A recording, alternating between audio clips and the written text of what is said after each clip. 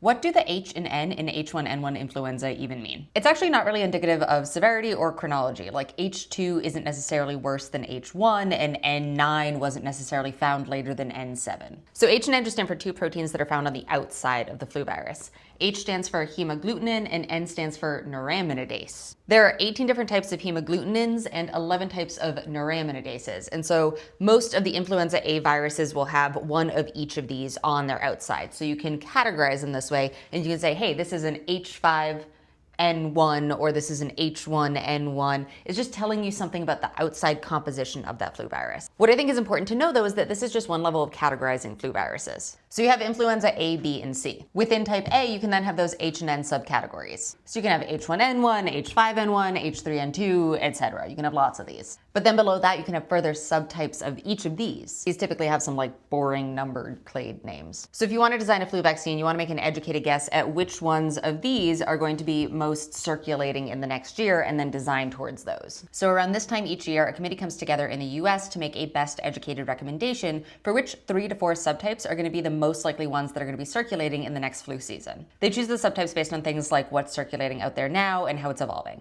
Those subtype recommendations are then taken by vaccine manufacturers to make the next round of flu vaccines because it can take a while to manufacture them. The FDA has announced that this year's meeting that was supposed to take place on March 13th has been canceled. But they stated that they will make recommendations in time for new flu vaccines to be manufactured. They have not publicly made a statement about how those recommendations are going to be chosen, and they have not given a reason for the meeting's cancellation. However, the WHO did release its picks for what should go in the next vaccine last week.